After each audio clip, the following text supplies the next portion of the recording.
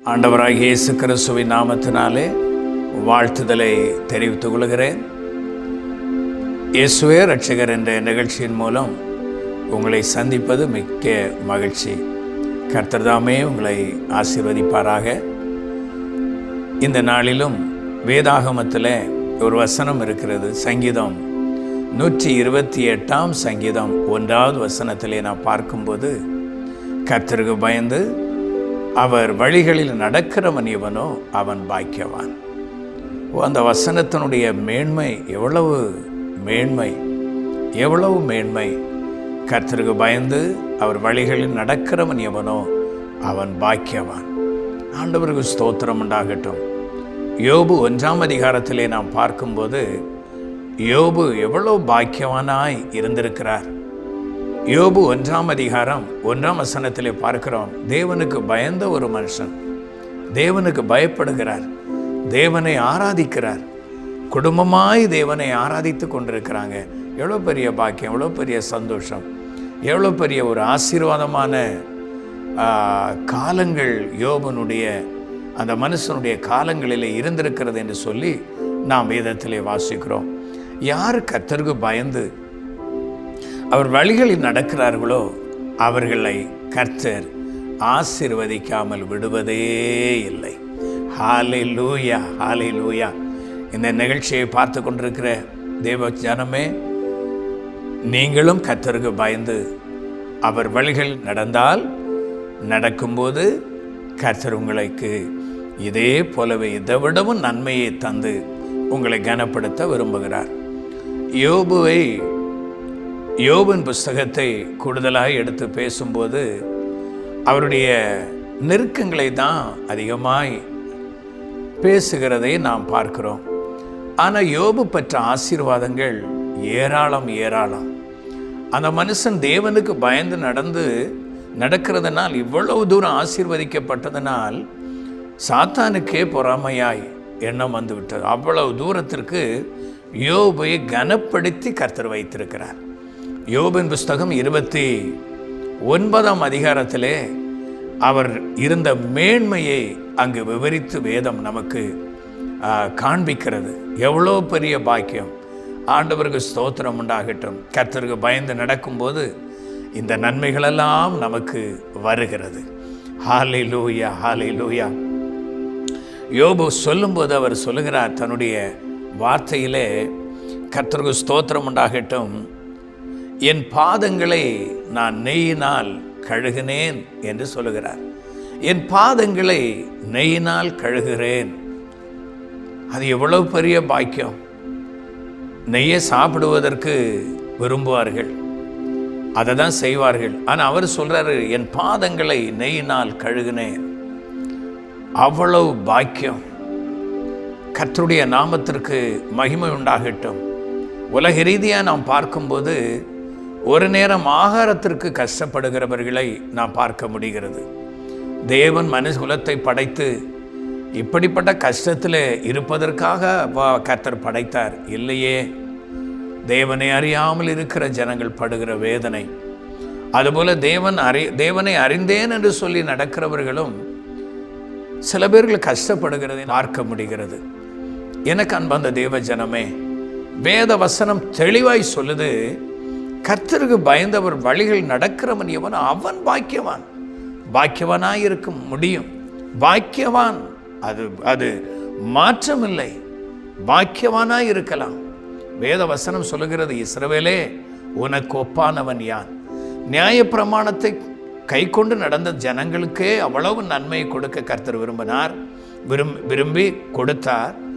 ஆனால் கிருபையை பற்றி கொண்டு இயேசுவை சொந்த இரட்சகராக ஏற்றுக்கொண்டு வாழ்கிறவர்களுக்கு எவ்வளவு மேன்மையை கர்த்தர் வைத்திருக்கிறார்.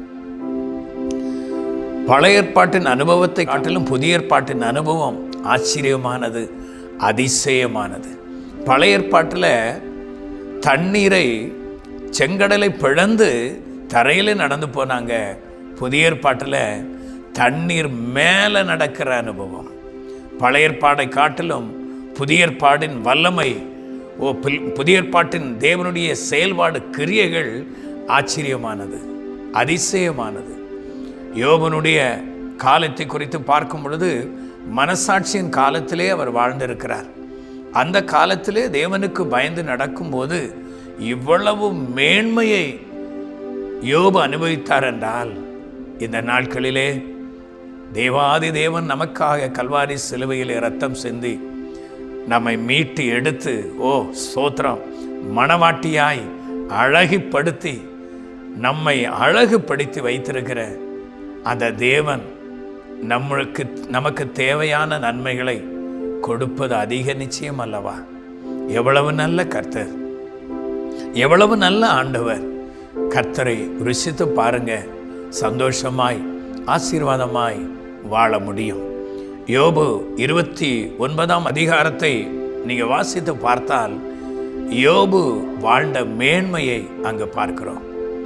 அந்த நாட்களிலே இருந்த சீர் இப்போது இருந்தால் நலமாயிருக்கும் என்று சொல்றார். கண்மலிலிருந்து எனக்காக எண்ணெய் நதிபோல் வந்தது என்றெல்லாம் சொல்லுகிறார். இது ஒரு கதை அல்ல, அது உண்மை. அதுதான். ஆண்டவருக்கு ஸ்தோத்திரம் உண்டாகட்டும். அவ்வளவோ பெரிய பாக்கியம், அவ்வளவோ பெரிய பாக்கியம். 500 ஏறு மாடுகளை அவர் வைத்திருந்தாராம் அந்த காலங்களிலே. 2 ஏறு மாடு 3 ஏறு மாடு வைக்கிறவங்க கொஞ்சம் எல்லாம் சொத்து அவர்களுக்கு இருக்கும். 500 ஏறு மாடுகளை வைத்திருக்கிற அந்த மனுஷன் எவ்வளவோ சொத்து வச்சிருப்பார். ஆகையினால தான் அவர் சொல்றாரு, அங்க வேதம் நமக்கு கூறுகிறது, திரளான வேலைக்காரர்கள், பணிவிடைக்காரர்கள், ஏகப்பட்டவர்கள். அவ்வளவு செல்வாக்காய் கர்த்தர் அந்த மனிதனை அந்த காலத்தில் வைத்திருக்கிறார். அதுக்கு பிற்பாடு பாருங்க, அந்த நெருக்கங்கள், சோதனை காலங்கள் முடிந்து 2 மடங்கு கர்த்தர் அவரை ஆசீர்வதிக்கிறார். நம்முடைய தேவன் கர்த்தருக்கு பயந்து நடக்கிற தேவ பிள்ளைகளை ஆசீர்வதிக்கவே கர்த்தர் விரும்புகிறார், கனம் பண்ணவே விரும்புகிறார். அது மாத்திரமல்ல, தேவ ராஜ்யத்தை நமக்கு தர கர்த்தர் விரும்புகிறார். இந்த பூமியில மாத்திரமல்ல. ஆகினால தான் ரூத்தின் புஸ்தகத்திலே நாம் பார்க்கிறோம், மகளே நீ பயப்படாதே, உனக்கு வேண்டியவைகளை எல்லாவற்றையும் உனக்கு நான் செய்வேன் என்று ஆண்டவர் வாக்கு பண்ணி இருக்கிறார். எனக்கு அன்பார்ந்த தேவஜனமே, கர்த்தருக்கு ஸ்தோத்திரம். கர்த்தருக்கு பயந்து நடக்கிற ஒரு நிலைமைக்கு வருவீர்களா? இன்றைக்கு ஒப்பு கொடுப்பீர்களா? ஆண்டவரே, இந்த உலகத்திலே நான் பாக்கியவானா இருக்க விரும்புகிறேன். தேவ ராஜ்யத்திற்கு வந்து நான் ஆசீர்வதிக்கப்படுகிறது போல இந்த பூமியிலே நான் ஆசீர்வதிக்கப்படலாம், ஆசீர்வாதத்தோடு வாழலாம். அப்பா, என்னை ஒப்பு கொடுக்கிறேன் என்று சொல்லி ஒப்பு கொடுப்பீர்களா? நிச்சயமாய் கர்த்தர் உங்களை கனம் பண்ணுவார், உங்களை ஆசீர்வதிப்பார்.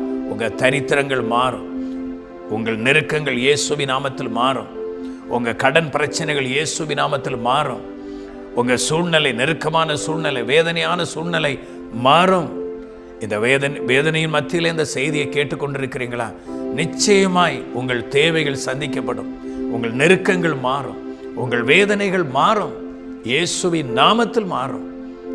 ஒப்பு கொடுப்பீர்களா? நாம் ஜெபிப்போம். அன்பின் ஆண்டவரே, இந்த அருமையான வேளையிலும் கர்த்தருக்கு பயந்து அவர் வழிகளில் நடக்கிறவன் எவனோ அவன் பாக்கியவான் என்று நாங்கள் வேதத்திலே அறிந்து அதை வாசித்து அதை ஆண்டவரை சிந்தித்தோம். ஐயா, இந்த நாட்களிலே தேவரீர் யோபனுடைய வாழ்க்கையிலே எவ்வளவு மேன்மையாய் கர்த்தர் வைத்திருந்தீர் என்று அந்த மனிதனை குறித்து நாங்கள் ஆண்டவரே பார்த்தோம். ஐயா, உமக்கு பயப்படும் போது எவ்வளவு தூரத்திற்கு கர்த்தர் இந்த பூமியில கனம் பண்ண விரும்புகிறீர். அப்பா, ஆசீர்வதிக்க விரும்புகிறீர், சமுதாயத்தில் உயர்த்த விரும்புகிறீர் என்று அதன் மூலம் நாங்கள் கண்டுகொண்டோம். ஐயா, இந்த நாளிலும் இந்த வார்த்தைகளை கேட்கிற இந்த அருமையான சகோதரனுக்காக, சகோதரிக்காக, இந்த பிள்ளைகளுக்காக ஜெபிக்கிறப்பா.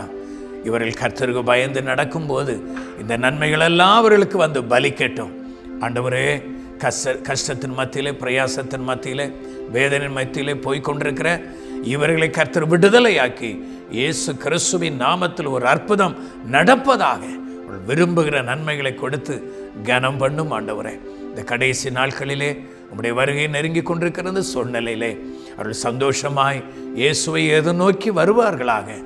தேவைகளெல்லாம் சந்திக்கப்படட்டும், அன்றாட தேவைகள் சந்திக்கப்படட்டும், நன்மைகள் நடக்கட்டும். ஆஸ்பத்திரியிலே வியாதியோடு, கண்ணீரோடு, வேதனையோடு படுக்கையில் இருக்கிற இந்த அருமையான நபருக்காக ஜெபிக்கிறேன். ஆண்டவரே, இதை பார்த்து கொண்டிருக்கிற இவர்கள் ஆண்டவரே சரீரத்தில் ஒரு அற்புதம் நடக்கட்டும், ஒரு அதிசயம் நடக்கட்டும். தேவரீர் கட்டப்பட்டிருக்கிற இந்த ஆத்துமா இயேசுவின் நாமத்தில் விடுதலை பெற்றுக்கொள்வார்களாக. அற்புதங்கள் அதிசயங்கள் நடக்கட்டும். அவர்கள் விரும்புகிற நன்மைகளை கர்த்தாவே நீர் கொடுத்து அவர்களை கனப்படுத்தும்படிக்கு ஜெபிக்கிறோம். ஆசீர்வதியும். உம்முடைய நன்மைகளை பெற்று உம்மை அதிகமாய் நேசிக்கிற ஒரு இருதயங்களை கர்த்தர்களுக்கு கொடுத்து ஆசீர்வதியும். நசரேயனாகிய இயேசு கிறிஸ்துவின் நாமத்தில் ஜெபிக்கிறோம் ஜீவனுள்ள நல்ல பிதாவே. ஆமென், ஆமென், ஆமென். கர்த்தர் தாமே உங்களை ஆசீர்வதிப்பாராக. மற்றும் ஒரு நிகழ்ச்சியிலே, இயேசுவே இரட்சகர் என்ற நிகழ்ச்சியிலே நாம் சந்திக்கும் வரையிலும் கர்த்தராகிய இயேசு கிறிஸ்து தாமே உங்களை ஆசீர்வதித்து காப்பாராக. ஆமென். நீங்கள் பெற்றுக்கொண்ட ஆசீர்வாதங்களை எங்களுக்கு தெரியப்படுத்த மறவாதிருங்கள். நீங்கள் தொடர்பு கொள்ள வேண்டிய தொலைபேசி எண்கள் 9159370508, 9443759314. மேலும் தேவ செய்திகளை அறிந்து கொள்ள நமது இயேசுவே இரட்சகர் யூடியூப் சேனலை சப்ஸ்கிரைப் செய்யவும். தேவ கிருபையும் தேவ சமாதானமும் உங்கள் அனைவரோடும் கூட இருப்பதாக. ஆமென்.